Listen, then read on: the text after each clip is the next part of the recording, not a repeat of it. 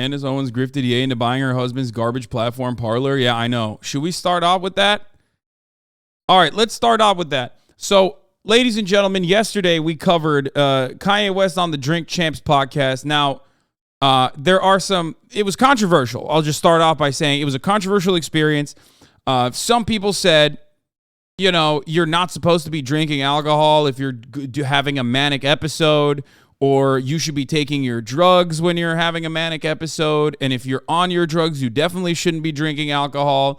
And then other people, like my friend Felix Biederman, had a really interesting and unique take that I had not considered before, which is that because Kanye West is an incredibly creative brain, okay, he came up with something pretty wild.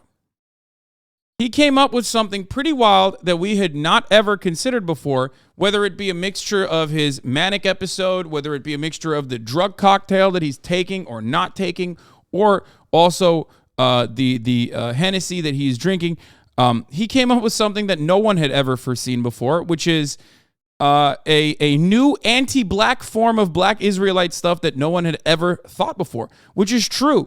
I had not even considered that. Like, Kanye West is on the phone with Farrakhan while he's simultaneously talking about George Floyd being like a false execution and a lie, like the Black Lives Matter movement being a lie.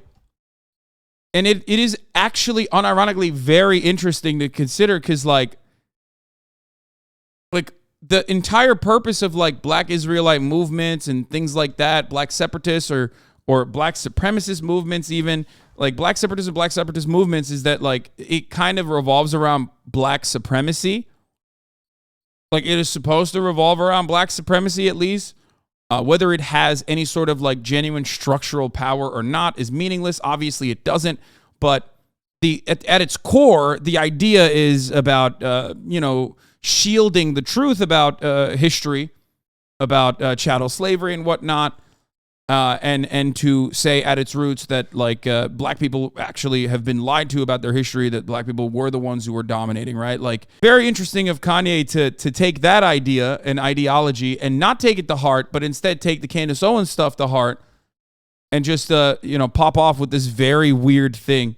It's interesting. It's interesting to think about. Yeah, like, on the one hand, he's like promoting Farrakhan thought. On the other hand, he's literally saying like some of the most unhinged white supremacist shit. This was one of the highlights. We're not going to go through all of them, obviously, because I covered it aggressively yesterday. But here, this was one of the main points. Trigger warning, obviously dismissive attitude towards another black state-sponsored death.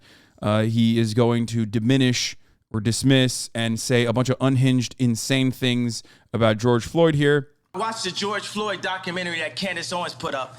One of the things that his two roommates said was, they want a tall guy like me. They want a tall guy like me. And the day when he died, he said a prayer for, 8 minutes. Mm-hmm. He said a prayer for 8 minutes. They hit him with the fentanyl. If you look, the guy's knee wasn't even on his neck like that. When he said mama is his girlfriend. They said he screamed for his mama. Mama was his girlfriend. It's in the documentary. But something that hit me, that fucked me up when I was watching the documentary, and it said, they want a tall guy like me. When I looked at that image of him, this tall black dude with the bald head, he reminded me of somebody else. Who do you think he reminded me of? Virgil. He reminded me of Virgil. You know what I'm saying? I'm not finna cry in front of y'all, because that's how they get me, right?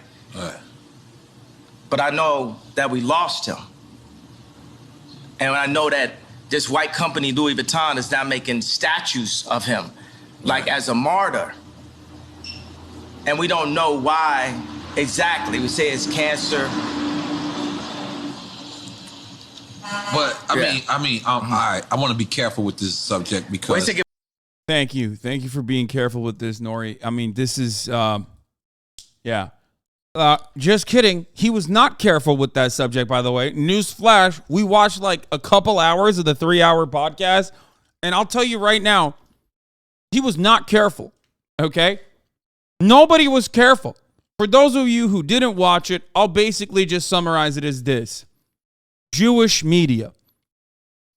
That's it. Kanye West said Jewish media or Jews 114 times throughout the 3-hour podcast. 114 times. Okay? That's insane. Like, every fucking 3 to 4 minutes, he was literally changing the subject back to Jewish media and the Jews. And he just straight up said it openly. He just said it and repeated it over and over and over and over again. He also tried to state that it was like the Chinese conspiracy as well. It was the Jews were controlling the media and the Chinese were also controlling the black population. It was just unhinged. No, it was not 344 times. It was 140. It was 114 times, I think. Yeah, but tell me, could you even really run this interview? Because Mav didn't run my interview. Right. You know what I'm saying? Yeah, they didn't because you're fucking unhinged. And also, it's not even like so unhinged that you can just avoid it. It's unhinged and simultaneously dangerous. Here's the paste bin for all the times that he said Jew. Here, this is it. Yeah, he just like, it was bananas. It was 144, not 114. Yeah, okay, regardless. It's not even like a haha, he's going crazy, let's laugh. Like, it was straight up so fucking insane that, and he was so adamant about it that it unironically is dangerous. Like, you can't even, I don't know. As much as I like to have fun, okay, and, you know, there are certain, forms of bigotry that you can just, like, laugh at in its face because it's so fucking stupid. This quickly switched over from like funny to, oh shit, it's not funny anymore. It switched over very quickly from haha, like this is kind of wild, isn't it? To like, oh my God, this is going to have a dangerous impact. Like for example, one of the things that Revolt Media immediately did after the company that owns the Drink Champs podcast was they released an article fact-checking Kanye. And that fact check featured a line that Kanye West made, a line that Kanye West said that is like deeply anti-Semitic, where he was like, Jews control the media, Jews own black people through record labels and whatnot, right? And they fucking fact-checked it by going to a 4chan adjacent psychotic white nationalist fucking forum and basically pasting the names of Jewish executives. That's crazy. That's actually crazy. They did that. They immediately deleted it while we were looking at it on stream. But still, that in and of itself is a great example as to why this kind of rhetoric, when it is allowed to flourish and is allowed to continue, becomes uniquely dangerous. They block me out. The Jewish media block me out. This shit. Every time I pause and unpause, this motherfucker's talking about Jewish media or Jews. Get lit, right? I'm lit, right? I'm lit. I'm lit. You know what I'm saying? JP Morgan, I put $140 million into JP Morgan and they treated me like shit. So if JP Morgan Chase is treating me like that, how they treating the rest of y'all? That's outrageous, yeah. And this murderers with Chase accounts. Yeah. That's what I'm saying. I am outraged. Like, at first I was like, oh, is this just regular Kanye? Maybe he's being a piece of shit and just playing fast and loose with like incredibly dangerous concepts in an effort to promote his next album. But this interview has completely convinced me. I would always go back and forth between like, is there a real human being inside of that brain still that is, you know, a sequence of experiences that he has had that led to this very moment? And like, is there a salvation? Is there a moment where he goes like, holy shit, what the fuck? I've been just like having an insane episode for like the past 2 years and nobody stopped me, right? Like, and this interview got me to recognize that no, despite the mental vulnerabilities that Kanye West has and all the people around him that are taking advantage of that, these are ideas that are now baked into his core identity, okay? These are ideas that he just straight up believes. Like, it might be, I'm sorry to say this, boys, but it might be, he might be too far gone. It might be a loss at this point. By the time people always, they want to calm it down. Because no matter what, you didn't break no law. I didn't break a law. No matter I didn't what, break a The law. bank shouldn't be a judge or jury on anything that's... Yeah, even here, like, I mean, this is some pretty basic fucking broadcast etiquette, right? Like, if you're having a podcast like this on, and he talks about his dealings with JP Morgan and Chase, like, one thing to note immediately, at least exercise a little bit of skepticism and be like, damn, Kanye, like, they fucking work with drug dealers and human traffickers and shit. Like, why do you think they canceled it? Are you sure it wasn't something else? Like, you could have asked that question if you didn't already know. Okay? A broadcaster, a professional broadcaster does the fucking research beforehand and will have that ready to go and say something along the lines of, well, it says here that you actually pulled your money out. And not only were you trying to pull your money out and like terminate your bank account with them, you were also doxing some of their higher level executives, which is the reason why even a fucking bank, which normally works with like literal human traffickers and like terror cells and shit, decided to, fulfill your request. Because that's the real truth. The real truth isn't that, Kanye West said some anti-Semitic shit like Jews control the banks and the media or whatever the fuck. And then the Jewish bank was like, yeah, let's shut him down. He's speaking too many truths. But that is what Candace Owens was implying. That's what a lot of Nazis were also using to craft more agitated propaganda, anti-Semitic agitated propaganda. When in fact, the real reason why was because he wanted to pull out. And he also quite literally fucking, doxed executives and shit. Some about that immediately did not feel right to me, okay? It just did not feel right to me because I know how banks operate. I'm like, there's no fucking way they would, terminate his account over some shit. No shot. This is it's like a social contract. Candace Owens has a word for it, I'm forgetting, but it's basically like they told Candace Owens she couldn't hang out with me. Speaking of which, the people that told Kanye West and Candace Owens that like they can't hang out with one another. Well, turns out it's not just, turns out there's more to it. Donald Trump is one of those fucking people. Even Trump says Kanye West is acting too crazy and needs help. Minutes after the rapper's interview with Tucker Carlson first aired, Trump was already on the phone, sounding seemingly perplexed about what the hell had just happened. Rolling Stones, of course, has like some inside fucking person in the Trump camp. I don't know how the fuck they get these exclusives all the goddamn time. But Kanye West's ongoing public meltdown and anti-Semitic outbursts have become too extreme even for the famous rapper's most unapologetic, scandal-prone backers. This now includes the leader of the Republican Party, who used to brag that West was a friend of mine for a long time. In the days since West punctuated his recent tirades by posting to Twitter that he planned to go DEFCON 3 on Jewish people, former President Donald Trump has told multiple people that West is acting too crazy and that he needs some professional help, according to two sources with knowledge on the matter. The former president's comments came before West's anti-Semitism hit a new level in an interview released this weekend on the show Drink Champs. West ranted the Jewish people while he's impervious to charges of anti-Semitism because he's also a Jew as the blood of Christ. He then said the Jewish people control all facets of media and entertainment and said they have owned the black voice, a trope frequently espoused by neo-Nazis.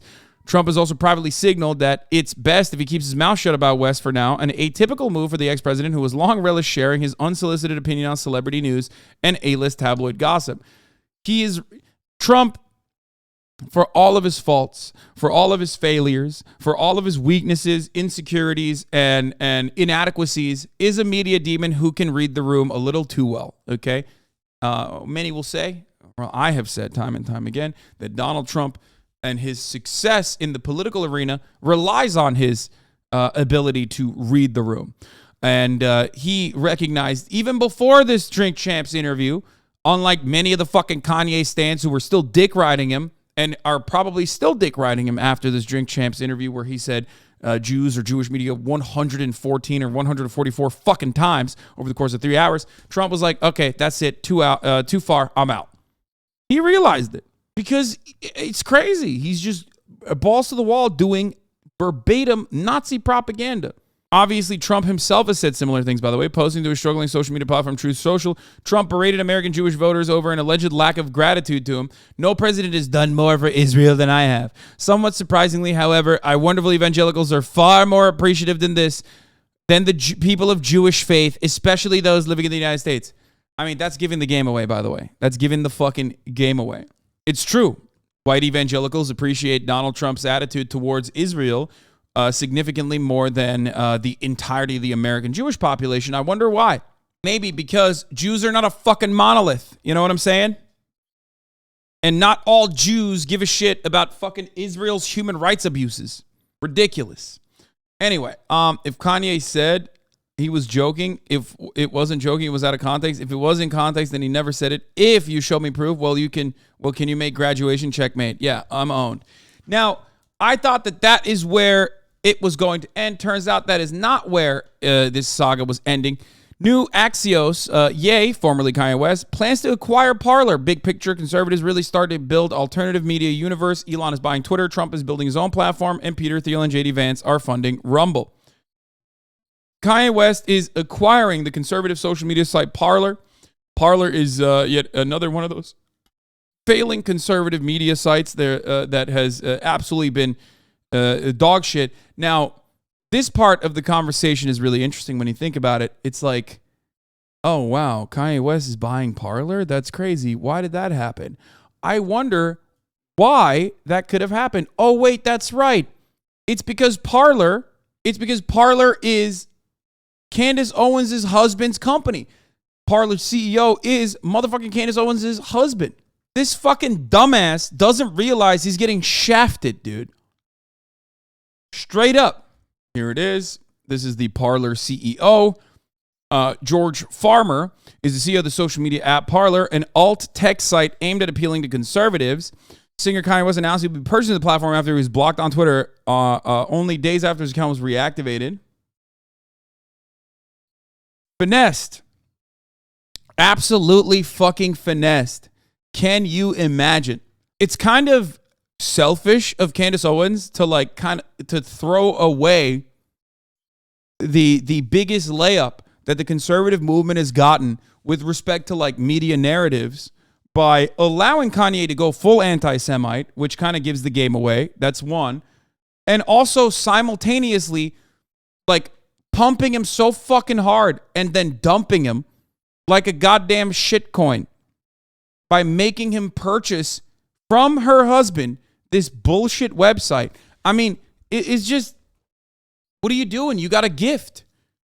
You got an incredible gift. It opens up the door to so many other avenues. Conservatives love the media. They care about culture. They care about culture so much. It's the one facet that they cannot dominate, right?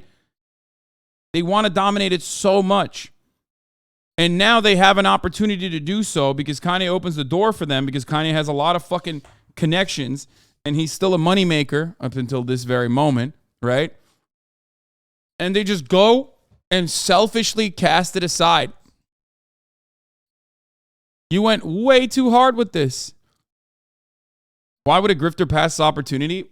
Well, if you were ideologically minded, if you genuinely and personally were guided by the white supremacist ideology that Candace Owens truly cares about, right? Or acts like she truly cares about, you wouldn't do this.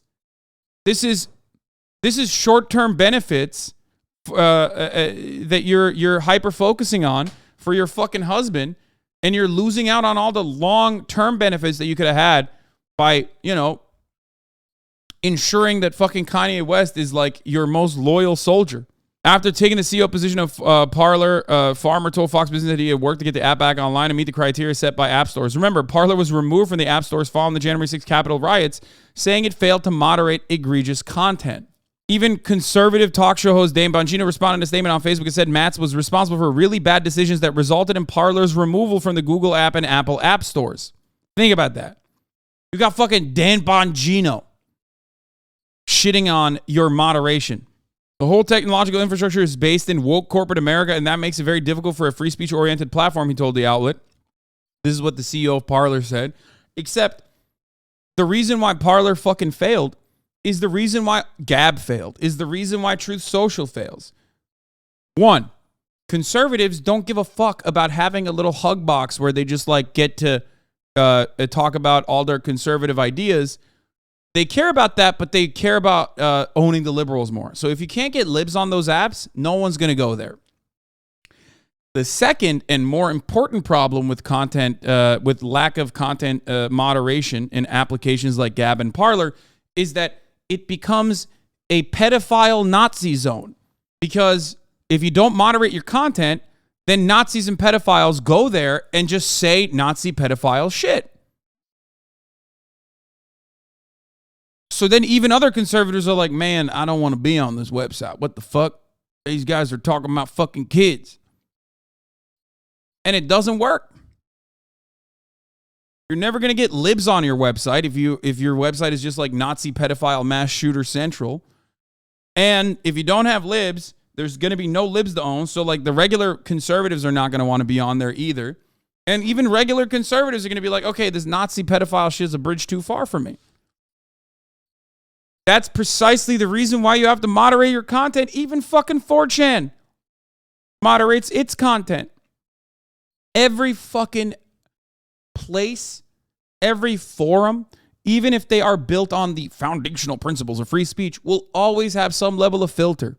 But anyway, wonderful grift from Candace Owens. I think it's too short-sighted.